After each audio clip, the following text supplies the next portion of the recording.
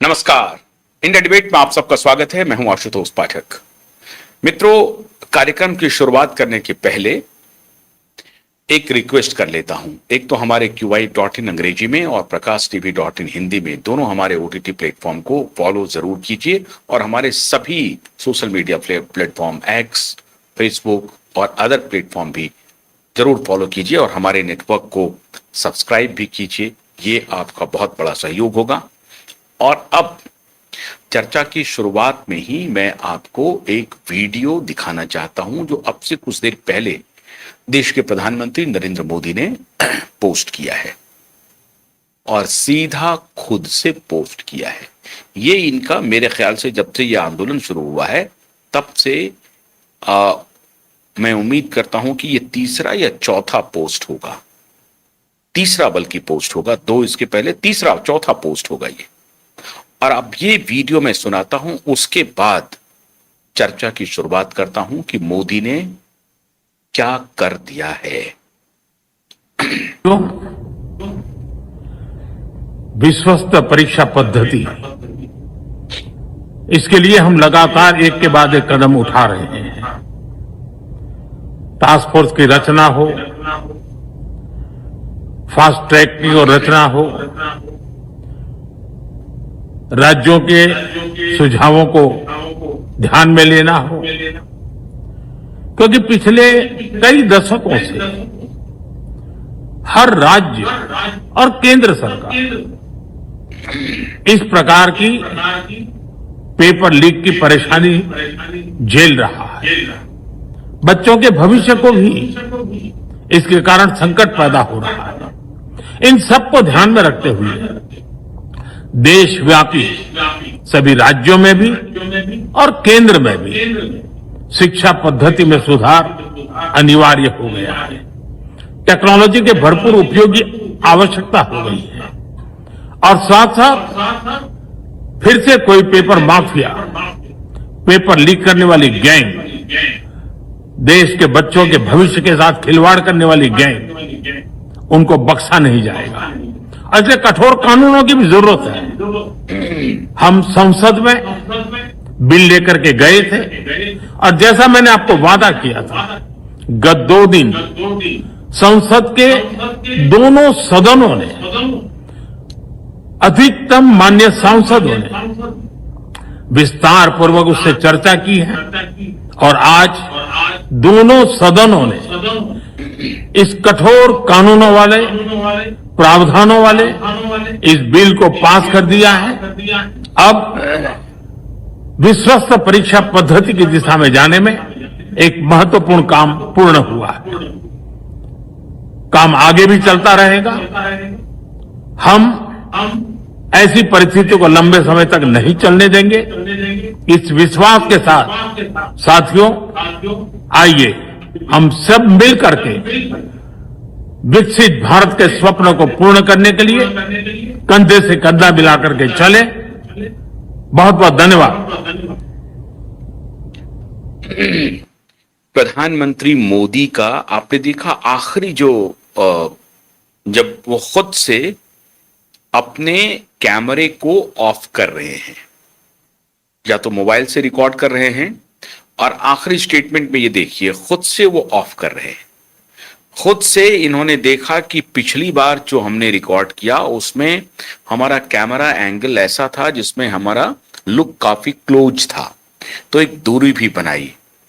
और आप देखें इसमें कि जो हेडरूम है वो थोड़ा ज्यादा है, लेकिन फिर भी हेडरूम का भी इन्होंने ख्याल रखा, थोड़ी दूरी भी इन्होंने बना करके रखी है और उसके बाद ये वीडियो रिकॉर्ड किया है। अब मैं इसकी चर्चा क्यों कर रहा हूं? प्रधानमंत्री सदन में भी बोलेंगे, अमित शाह जी भी बोलेंगे, इस मुद्दे पर भी बोलेंगे, लेकिन ये मुद्दा जो देश में इतना बड़ा मुद्दा बना, जिसके ऊपर आंदोलन हुआ, बलबा मचा, आज उसको स्वयं एड्रेस करने के लिए उन्होंने उन प्लेटफॉर्म का सहारा लिया जिन प्लेटफॉर्म पे ये पूरा आंदोलन बिल्ड हुआ था। 2-3 बातें मोदी ने अपने हाथ में ले ली है। याद कीजिए, पूर्व राष्ट्रपति प्रणब मुखर्जी ने एक बार मोदी के बारे में एक टिप्पणी की थी। किसी ने उनसे पूछा कि नरेंद्र मोदी, आप राष्ट्रपति हैं, नरेंद्र मोदी प्रधानमंत्री हैं, आपकी मुलाकात होती होगी, आप नरेंद्र मोदी को किस रूप में देखते हैं?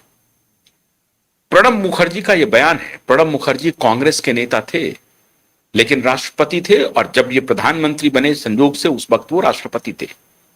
यह प्रणब मुखर्जी का बयान है, स्टेटमेंट है। प्रणब मुखर्जी ने कहा कि मैंने आज तक इससे फास्टेस्ट लर्नर अपनी जिंदगी में कोई नेता नहीं देखा। नरेंद्र मोदी की खासियत है कि बड़ी तेजी से चीजों को सीखते हैं, अमल में लाते हैं, और इसीलिए जो लोग नरेंद्र मोदी को डिक्टेटर कह रहे हैं ना, उनको नरेंद्र मोदी से सीखना चाहिए। जो लोग नरेंद्र मोदी को अज्ञानी कह रहे हैं, नॉन ऑक्सफोर्डियन कह रहे हैं, नॉन कैम्ब्रिजियन कह रहे हैं, भारत के बड़े विश्वविद्यालय का कोई मोहर नहीं लगा है, उनको सीखना चाहिए नरेंद्र मोदी से। यह बात कौन बोल रहे हैं? देश के राष्ट्रपति, और वो भी इनकी पार्टी के नहीं, अपोजिट पार्टी के, कांग्रेस पार्टी के वो नुमाइंदे रहे जिंदगी भर। राष्ट्रपति बने प्रणब मुखर्जी। उन्होंने कहा कि मैंने अपनी जिंदगी में इससे फास्टेस्ट लर्नर लीडर देखा नहीं है। और फिर सुनिए इसके आगे, मैंने खुद बात की, मेरा भी एक इंटरव्यू है, हालांकि उस इंटरव्यू में यह सवाल नहीं था, लेकिन मैंने इंटरव्यू किया था डॉक्टर कर्ण सिंह का। फिर अगेन वो कांग्रेस के नेता, मैं ऑफ द रिकॉर्ड उनसे मैं बात कर रहा था। मैंने पूछा कि ये नरेंद्र मोदी के बारे में आपकी क्या राय है? तो ऑफ द रिकॉर्ड उन्होंने मुझे बताया, जिसका जिक्र वैसे नहीं करना चाहिए लेकिन मैं कर रहा हूं इसलिए क्योंकि ऐसी कोई बात नहीं है जो आपत्तिजनक हो। उन्होंने कहा कि भाई देखिए, मेरी तो इतनी जिंदगी हो गई, 95 साल का मैं होने जा रहा हूं, लेकिन मैंने भी अपनी जिंदगी में बहुत सारे नेता देखे। He is a quick learner, वो बहुत तेजी से चीजों को सीख लेते हैं, और उनकी रुचि होती है कि जो मुझे नहीं आ रही है उसको सीख लें। उनमें जरा सा भी ईगो नहीं है। मैंने कहा ऐसा क्यों कह रहे हैं आप? कहा कि जैसे संस्कृत का बहुत उनको ज्ञान नहीं है, लेकिन वो कोशिश करते हैं, संस्कृत के श्लोक पढ़ते हैं, और जब भी उनको मौका मिलता है वो जानने की कोशिश करते हैं। क्योंकि मेरे साथ एक कार्यक्रम में वो बैठे थे, तो मैंने देखा उनको कि वो एक पुस्तिका उनके सामने रखी हुई थी।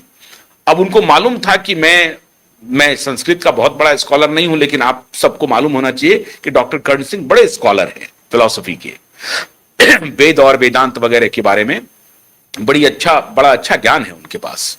तो उन्होंने कहा कि मेरे बगल में वो बैठे थे और लगातार संस्कृत के श्लोकों को ठीक से वो अंडरलाइन कर रहे थे, पढ़ भी रहे थे और उसको जान भी रहे थे। मैंने अपने जीवन में इस तरह का नेता तो नहीं देखा, जबकि उनको मालूम था कि मेरे सामने वो भाषण देने के लिए जा रहे हैं, और वो उनके सामने टेलीप्रॉम्प्टर भी था, लेकिन खुद भी वो जान रहे थे, सीख रहे थे, समझ रहे थे। मतलब इतने फोकस्ड है वो। ये अच्छे नेता का गुण है। हो सकता है कि हमारी राजनीतिक विचारधारा उनसे मेल नहीं खाए, विचारधारा के स्तर पर हमारी भिन्नता हो सकती है, लेकिन एक दूसरे की खासियत से सीखना चाहिए।